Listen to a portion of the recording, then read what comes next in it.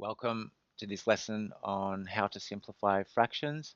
And simplifying fractions is one of the things that you do most of all in fractions because at some point in many answers, the fraction, your final answer, or the answer you end up with has to be broken down or reduced or simplified into smaller numbers. And in this first example, 3/6 is equal to something on 2.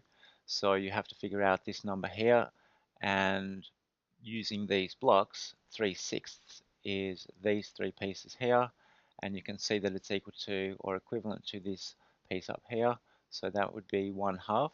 That means that has to be a 1. So 3/6 is equal to 1/2. So 1/2 is this fraction in its simplest form. So that's the result you're trying to get by simplifying this fraction. It's made up of the lowest numbers possible.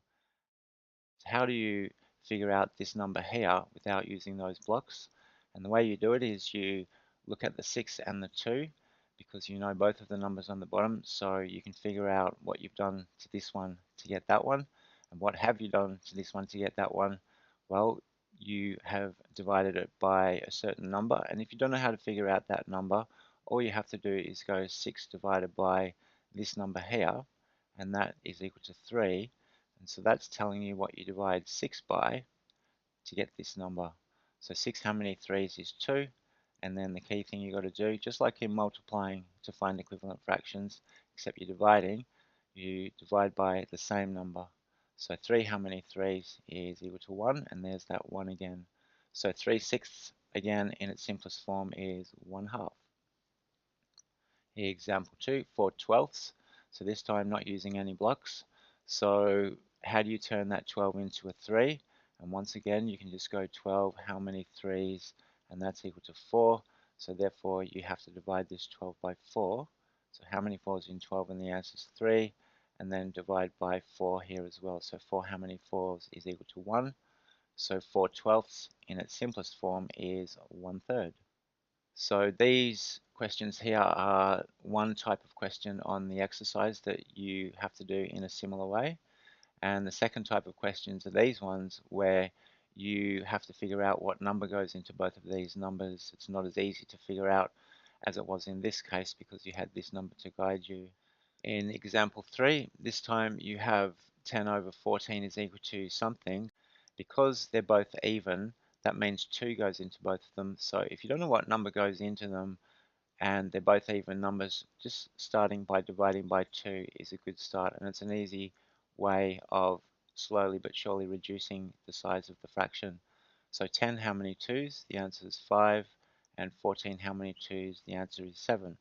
And you can't go any further with these two. There are no numbers that go into these two numbers except for the number 1. And you never divide by 1 because you just end up with the same number. So 10/14 simplified equals 5/7.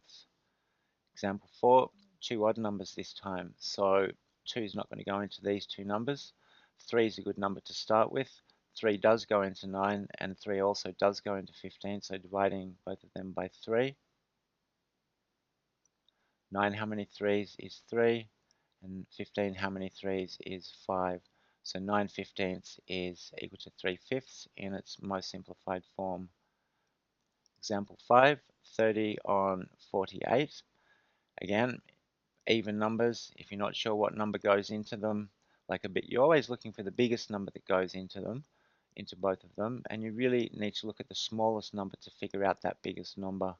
If you know your tables well, you'll know that 6 goes into both of these numbers.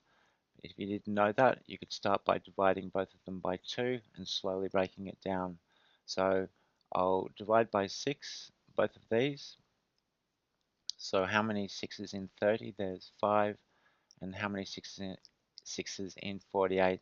There's 8. So 5/8 is the simplified form of this.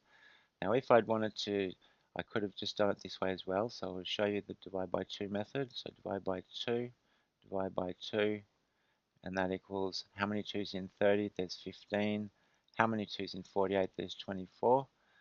This time 2 doesn't go into both of them, so as it happens 3 does, so you divide both of them by 3.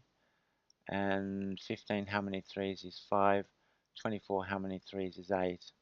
So It takes a little bit longer, but it can be an easier way if you don't know the biggest number that goes into both of these numbers.